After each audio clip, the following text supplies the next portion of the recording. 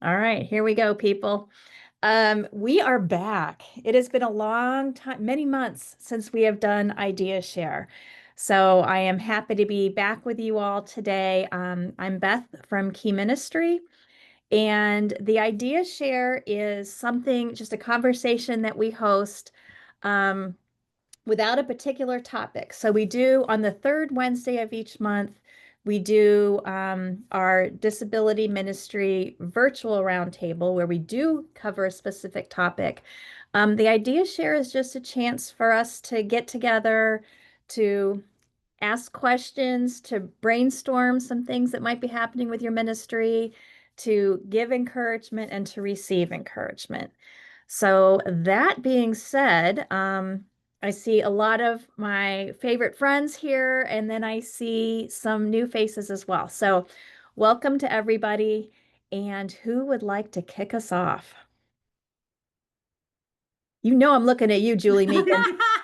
I have my hand on the mouse ready to Okay, you're my kicker offer, so let's do it. I just wanted to see if there was another eager beaver up here. So this month has been really fun or this past month, because of we call it the carnival to celebrate this season that we're in right now. And so at our church, this is the coolest thing. So the little guys, or the ones that are a little bit more involved with their disabilities, have a carnival that we do that is exclusively for them. So we have inflatables and a train and all the fun things, and we always tell the gospel story.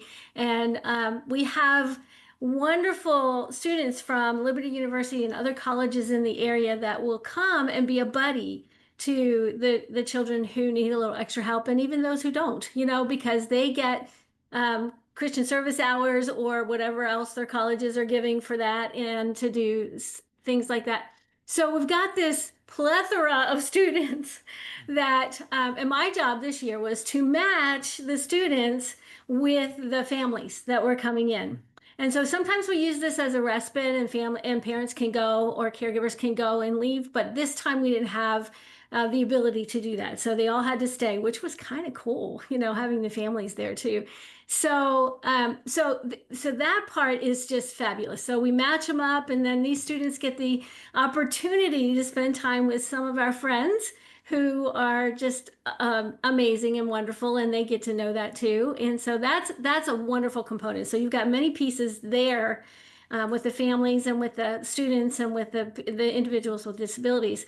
And a lot of fun is made, and there's all kinds of decorations, and it's a whole thing. Well, at the end, when it's time for them to go home, they get to trick or treat, quote unquote, at the classroom doors, because we have a Christian school in our church. They get to trick or treat at the doors. So, and there were volunteers at the doors and giving out candy. And some of the volunteers are adults with disabilities. So, and they have so much fun doing this and watching them love on the younger kids, or the kids that are a little bit more involved, and just seeing that, how much joy it brought them to be a part of that. Before that, they had their party in their classroom. So they got to be with their friends, and they spent their time together, and then they came out and they served.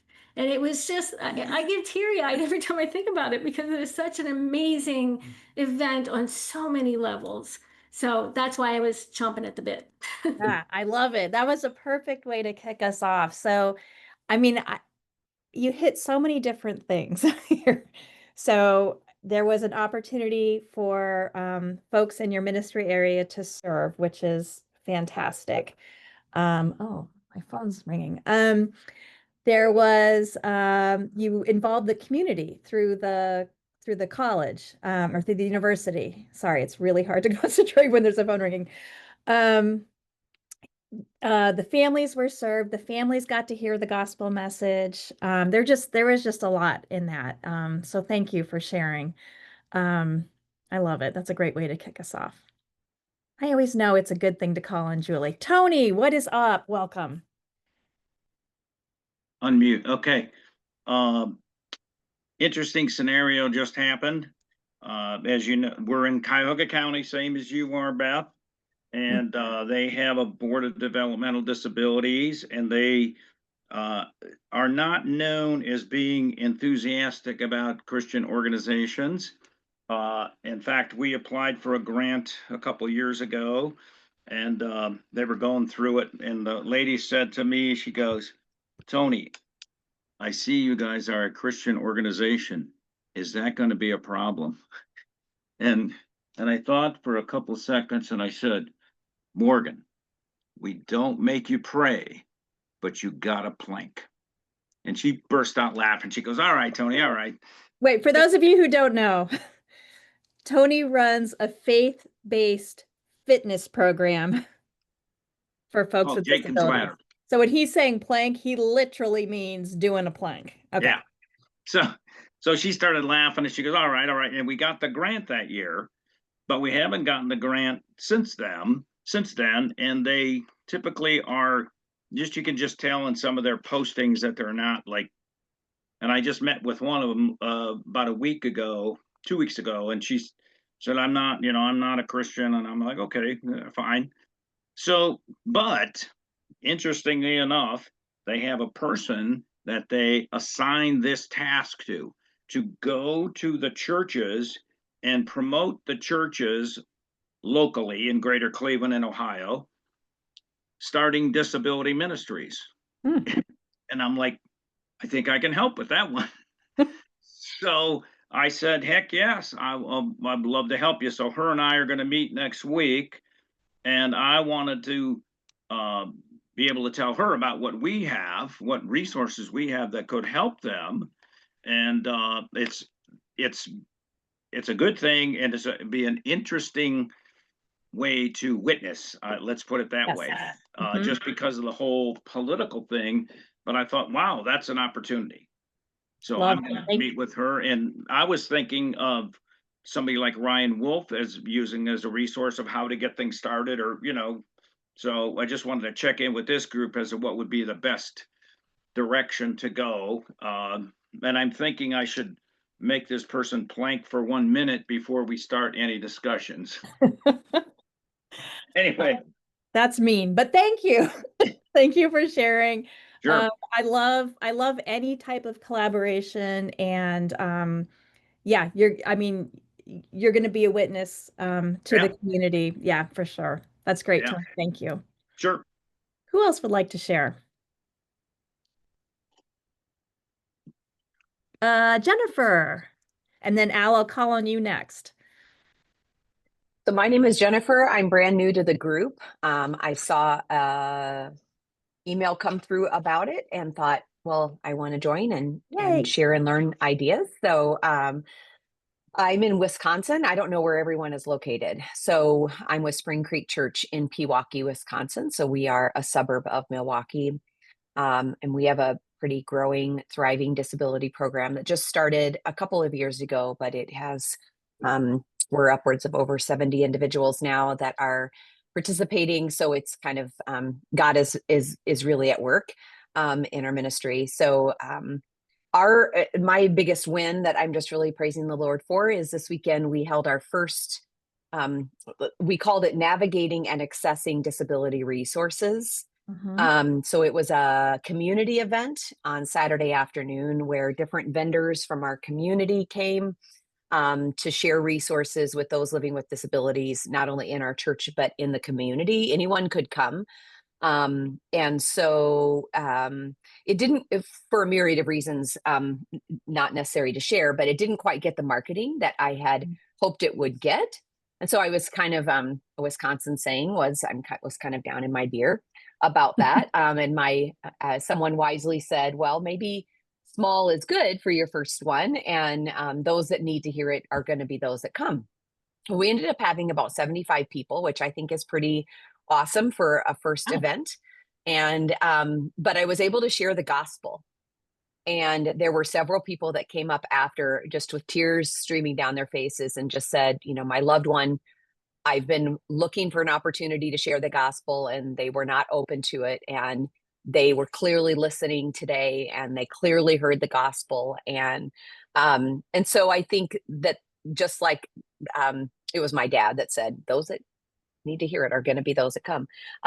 He was very wise in his advice, and that's exactly what happened. And so if you could just pray with us about those that were unsaved that attended, but it was really well received. And so now we're going to do it every 6 months. That was the feedback from the group, was twice a year, just bringing together a community people that could support people with disabilities, because so many of them don't know what they don't know and are just living in the trenches and don't know about what's available in their community. And I'm a big proponent of that. A piece of your disability ministry needs to be benefits counseling, because sometimes those are the things that help them even get to church and get involved, and accessing community resources, many of them free.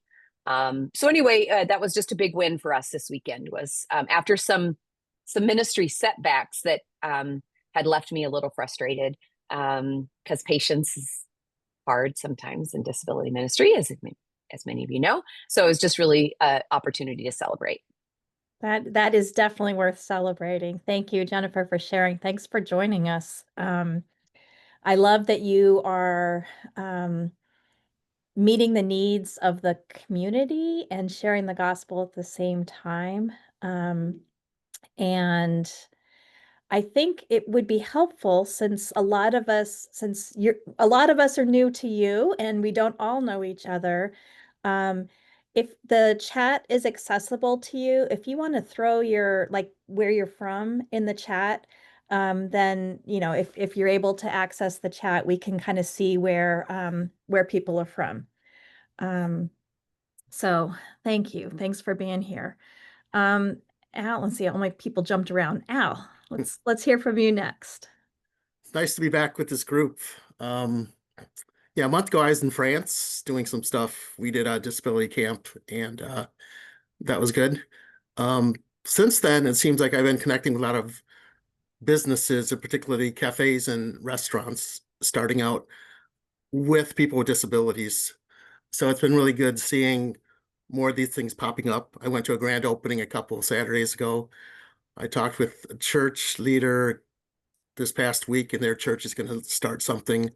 So yeah, it's just good seeing some possibilities for employment.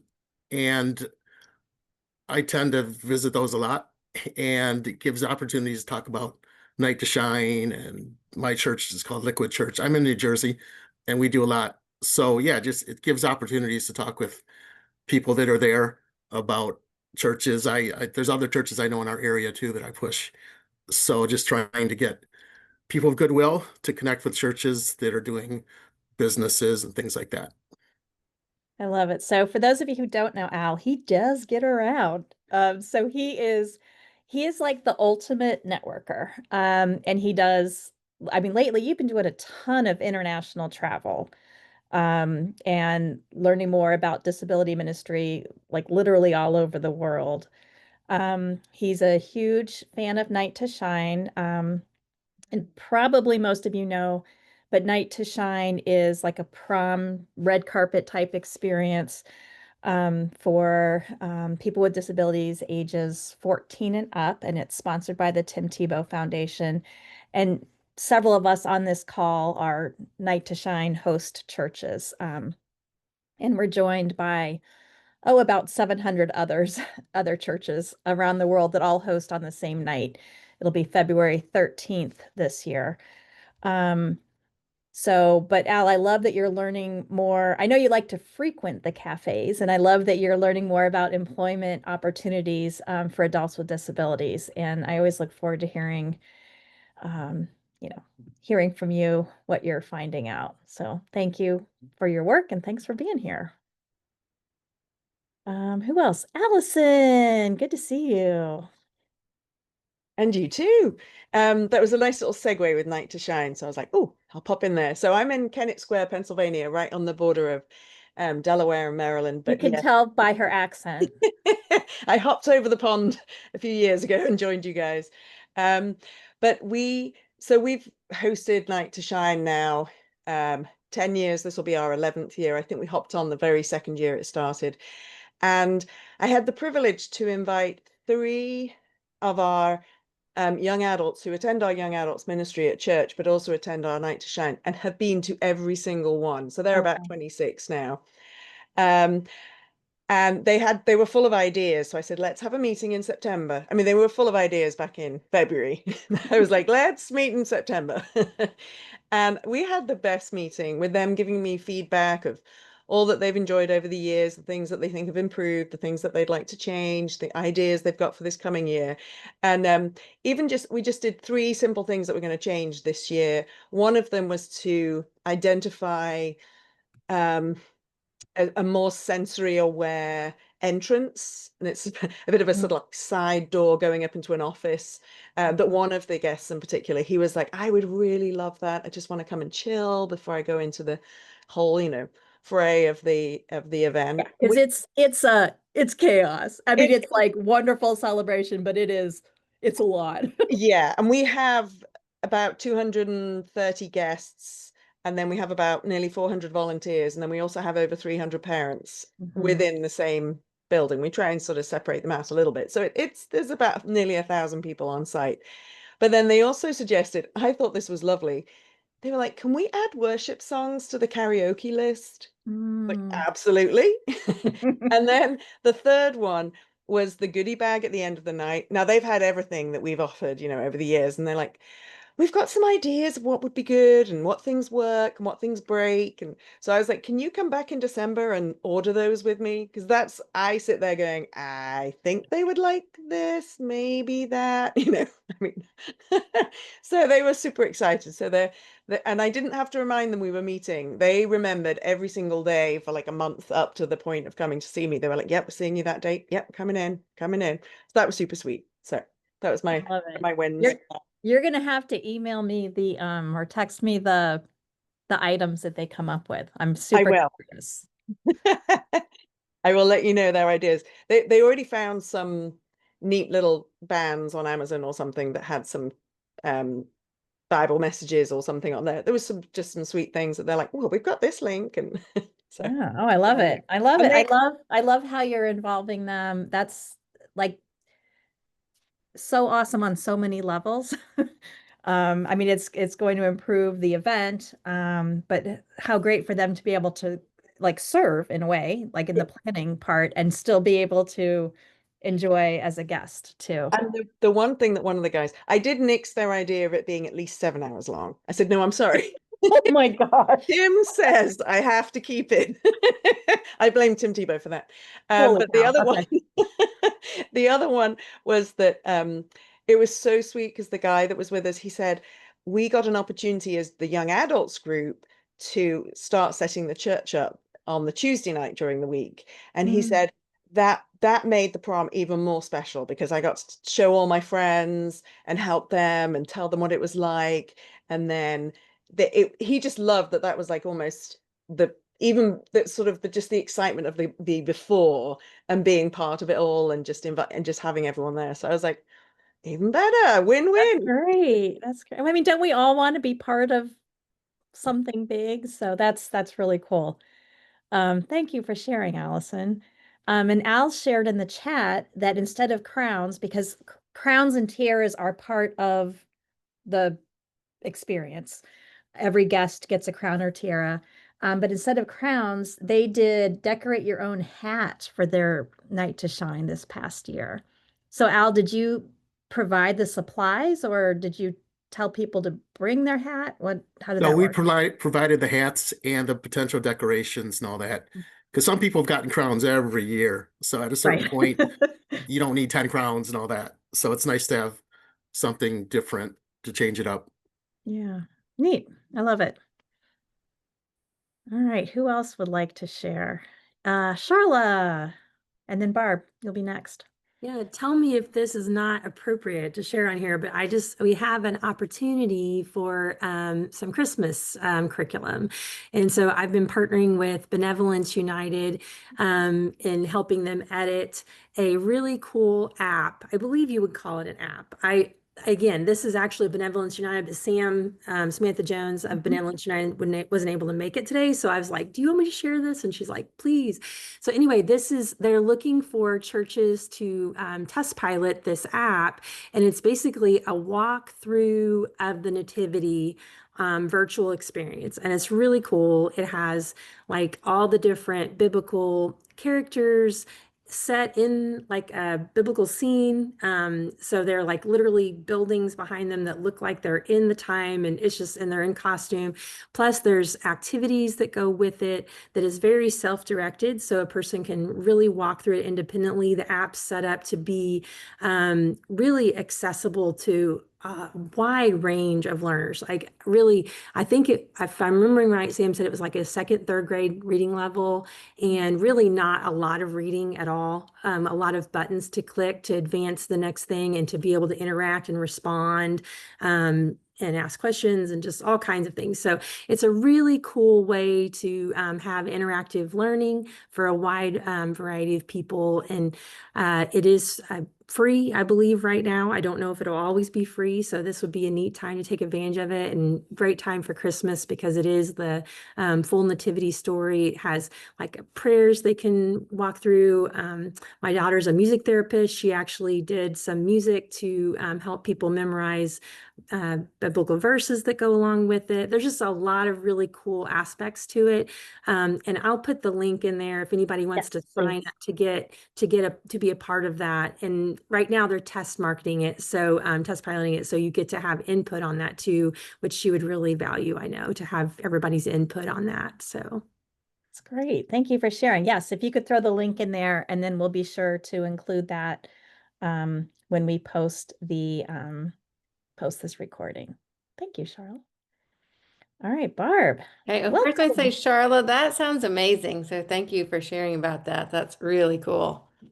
Then I was just going to share a win of the week, and this is not for Wonderful Works Ministry. We've been working on crunching numbers and all of that fun financial stuff this week, but at church, in the disability ministry at our church, we had a win that kind of goes back to what Allison said, where we are getting feedback and involving the people that we're trying to serve. So we have a little girl who has Down syndrome, and she can sometimes forget physical boundaries and kind of can be impulsive with putting her hands on people and things like that. And that's been an ongoing issue we've been working on. So we put together a little social story to go through the rules of, having space and doing these things. And we started every Sunday going through the social story with her and then asking her to go through it. And then she volunteered teaching us how to do calm down. And so now every Sunday, after we start every Sunday with going through the social story rules, and then it's her turn to stand up and walk everyone through how to do like deep breathing and stretching. And it has changed the whole dynamic of Sunday, where now everybody is feeling better because she has felt comfortable to lead everyone. And so I just felt like just a big win. We've been doing it for a couple of weeks, but yesterday in particular, she did it. And then later in the service, I could see she was probably getting ready to start maybe getting a little impulsive again. And I said, hey, let's do the calm down. She led everyone through it again. And it's just a good reminder as we do this that relationship matters, and that sometimes it's the small things that, really just make a big difference for the people. I love that. Thank you. That is a total win. Yeah, it was. It was cool. That's great. Thank you for sharing that. I want to go over to the chat for a second because we had said, hey, throw, if you can access the chat, tell us where you're from. And so we've got Wisconsin and Ohio and Missouri and Brazil and New Mexico and Pennsylvania, California, Virginia, Minnesota, Maryland. I feel like we've got a lot of geography covered here. So that's fantastic. Thank you. All right. Does anybody else have anything they want to share? Oh, and New Jersey.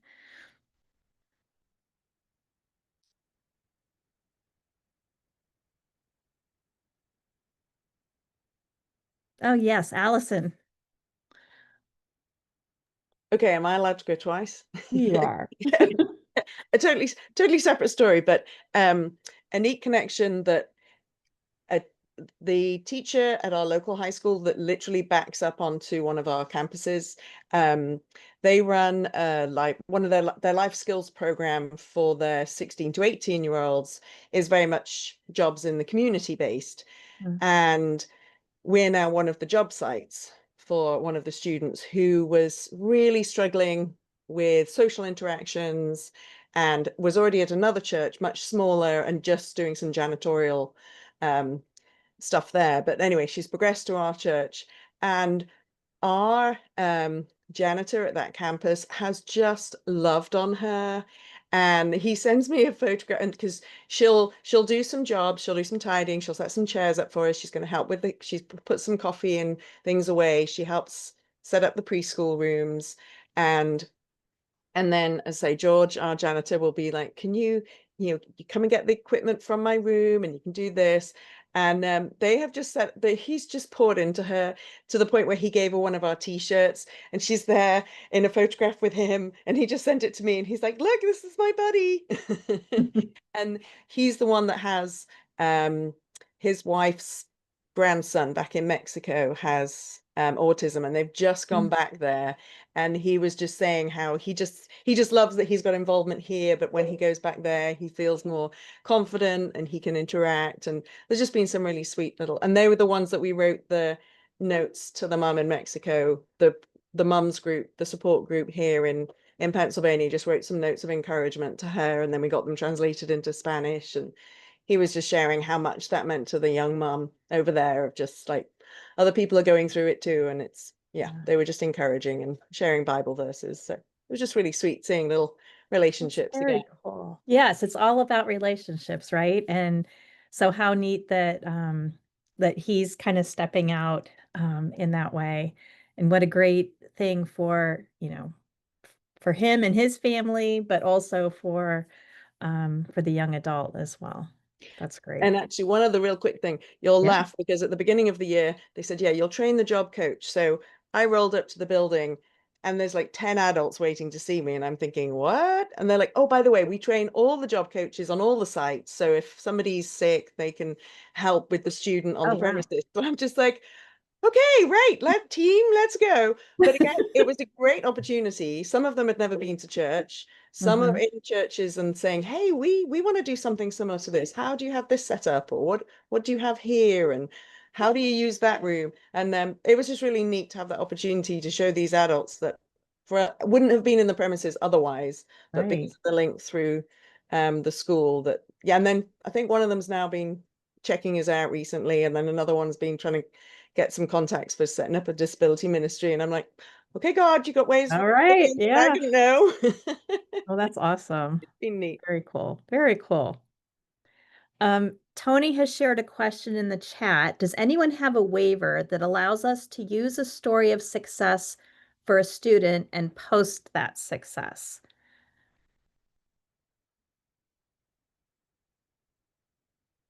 Does anybody want to tackle that one? I could comment on that if you don't mind. Yeah, go ahead. One of our trainers has got one of the students that we serve. She's legally blind. She has Down syndrome, and he's got her doing 30 or more knee push-ups on your knees.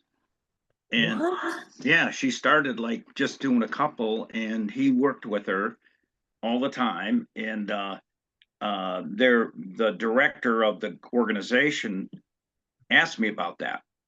And we have waivers, but they don't specifically address that. So I just wondered, maybe somebody had one.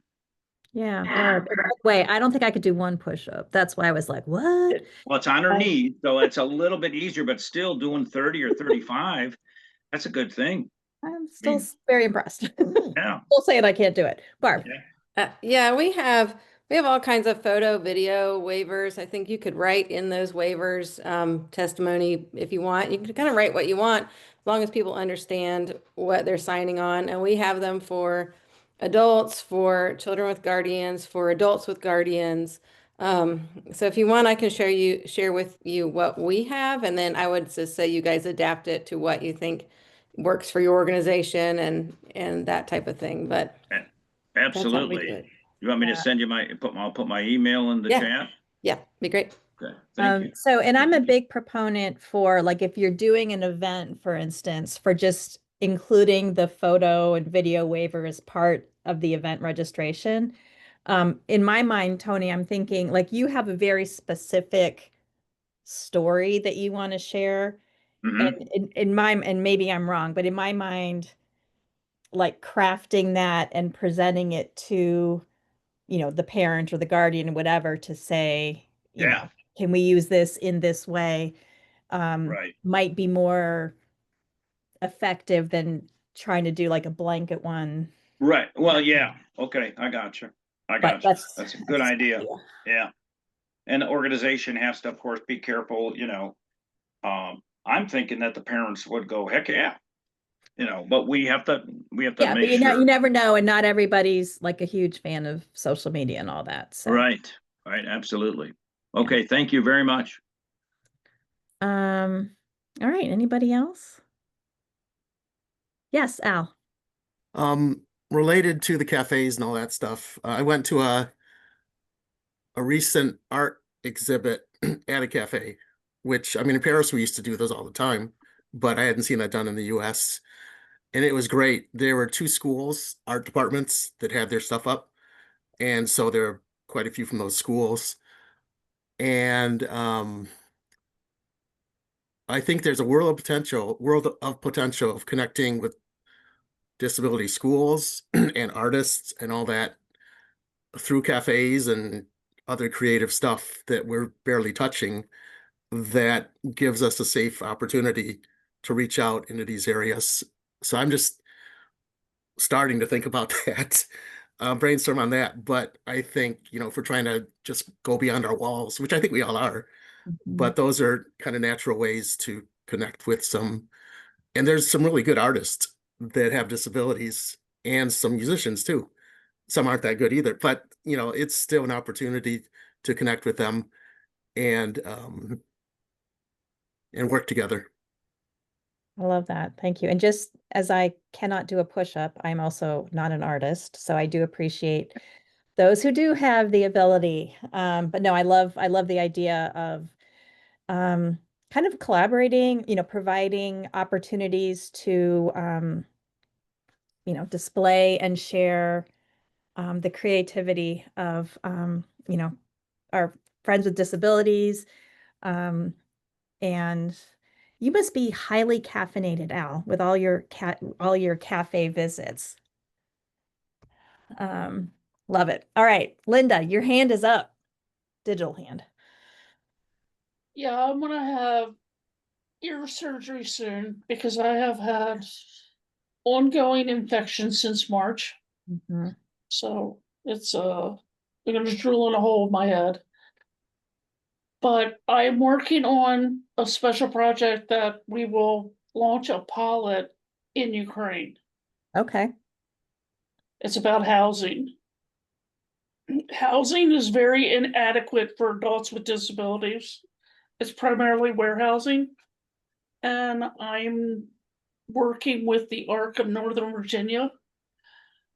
I'm approaching them to have a place where people with varying disabilities can live and be able to live as independent as possible Mhm. and also have amenities. Why is it that, we just warehouse people in these small group homes, but also these facilities would have retail space? People would be able to have jobs.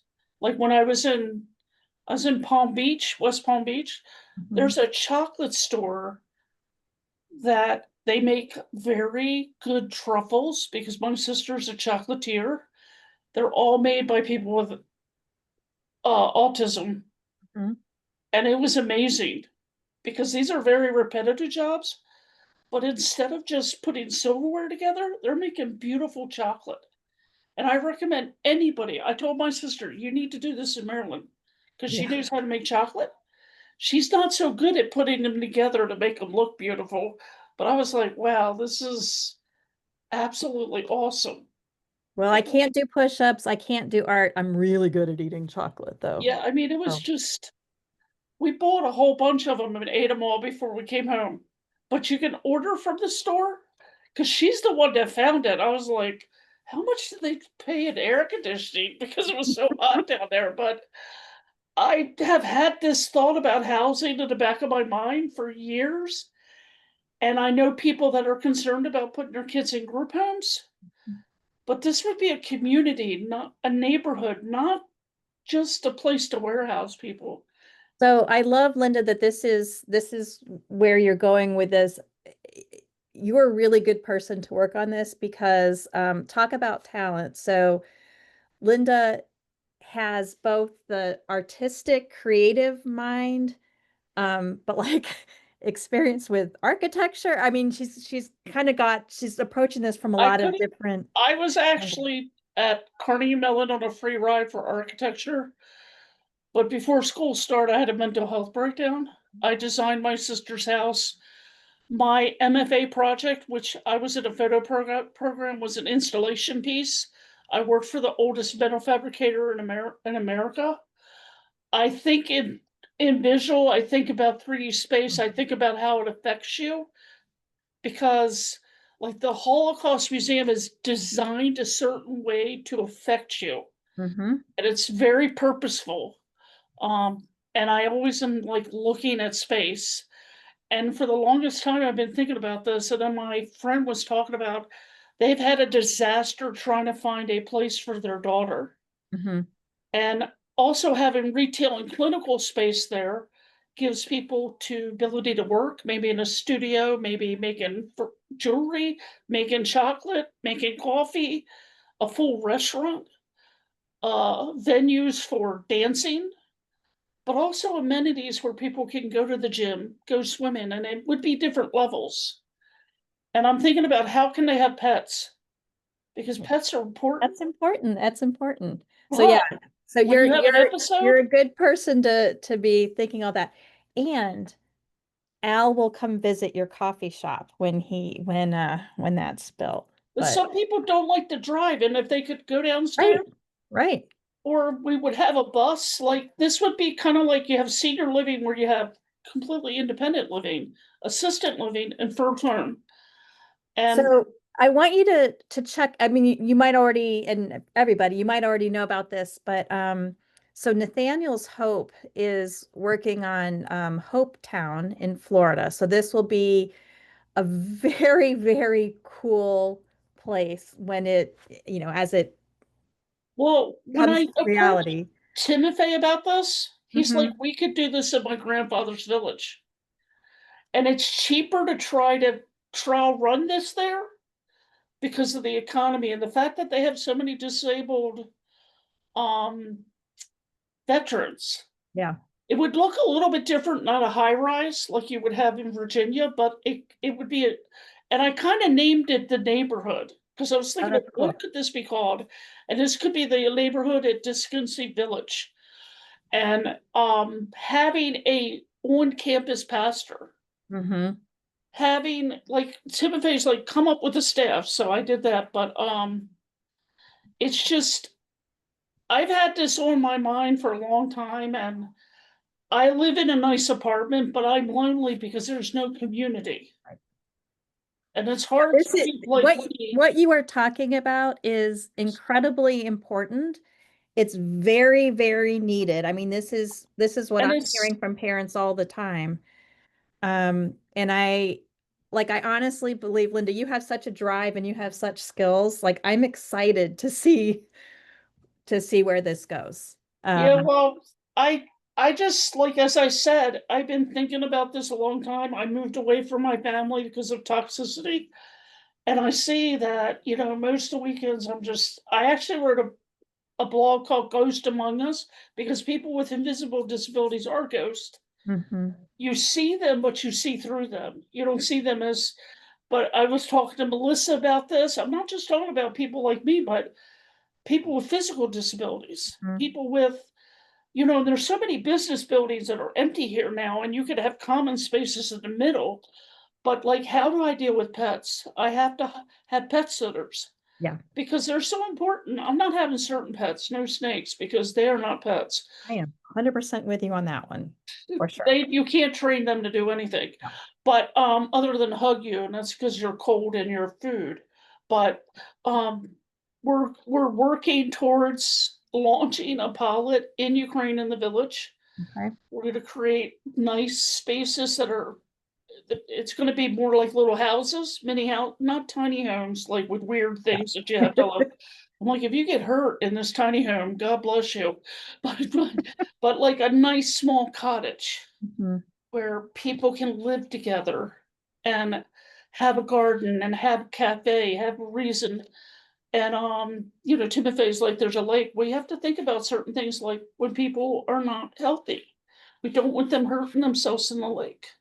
Mhm. How do we do that without being so brutalistic about it? I don't want brutalism. I don't want benches you can't lay in.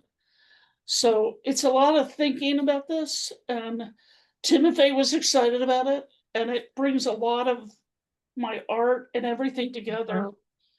How do we do this? And it's not just the private sector, it's not just churches, it's not just the public sector, it's them coming together and working together in a different way. I love it. You're going to have to keep us posted because this, I mean, this is like a really important.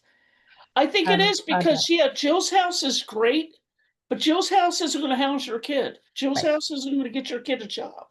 Right. And like in the church community, we have several business people. We need to integrate them to hire people with disabilities because they should have the compassion and the flexibility versus some big corporation.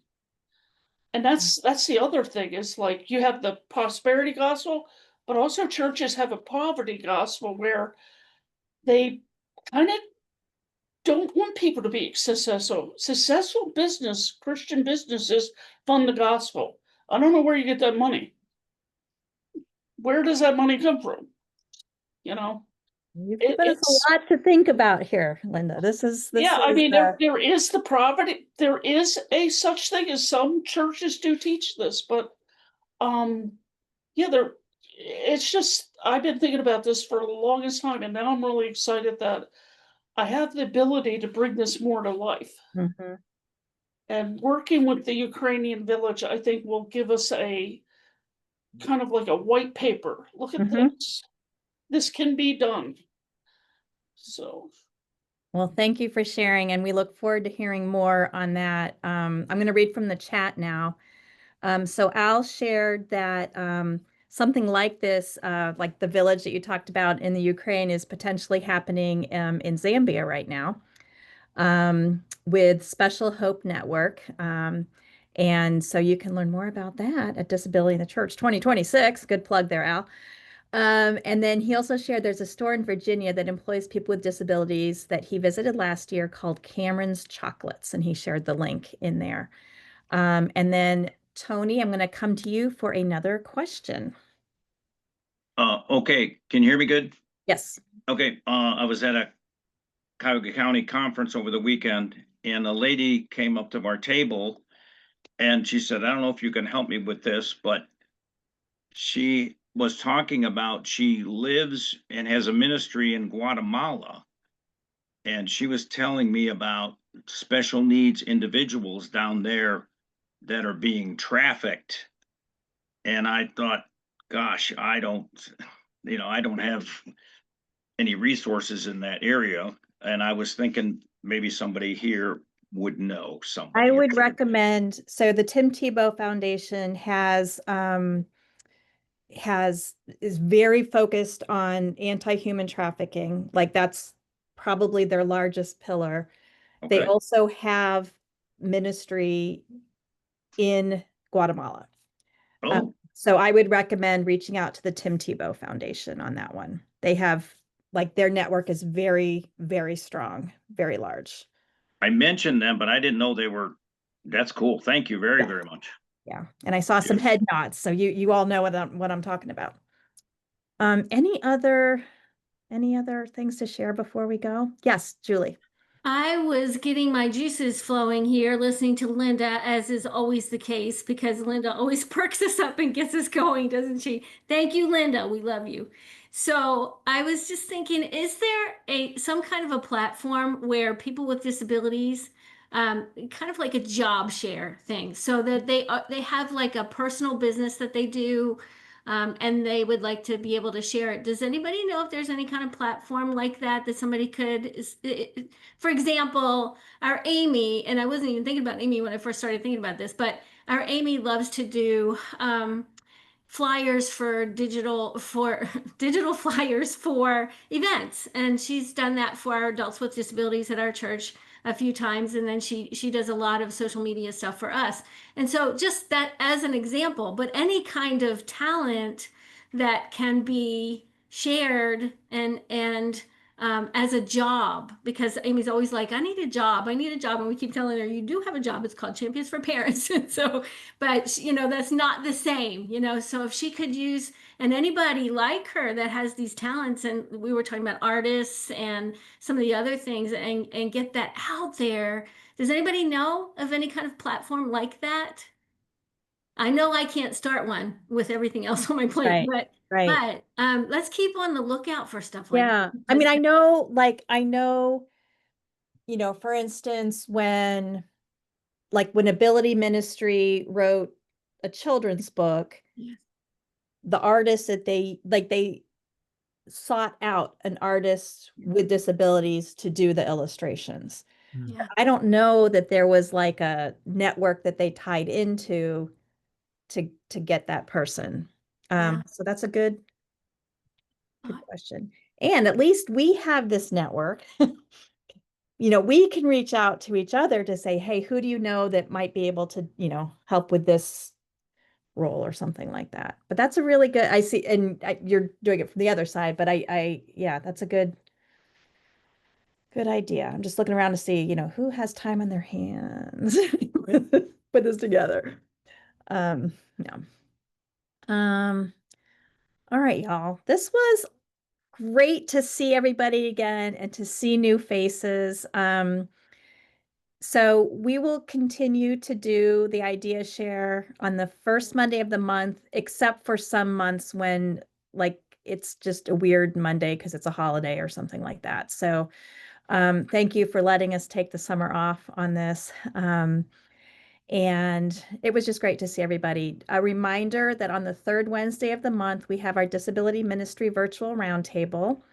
And this month, we are going to be talking about recruiting and retaining volunteers. And I'm hoping you'll join me, Barb Stanley, I'm looking at you. I hope you'll join us on this, on the next roundtable. And, you know, we'll record and post it per usual. So, all right, I appreciate all of you. Thank you for being part of Key Ministry, and have a good rest of your day. Beth, that would be the 19th?